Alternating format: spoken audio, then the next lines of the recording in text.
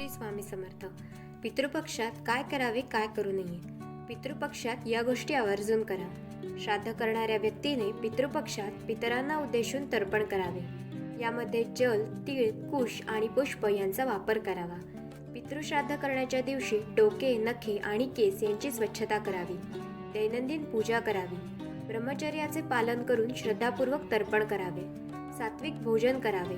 त्यामध्ये लसूण, कांदा यांचा वापर करू नये.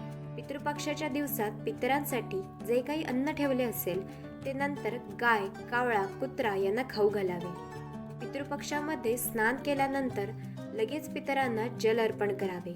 पूर्वजांचे श्राद्ध 11:30 ते 2:30 या वेळेत करावे. दुपारी रोहिणी आणि कुतुब मुहूर्त हे या श्राद्धासाठी उत्तम मानले जातात.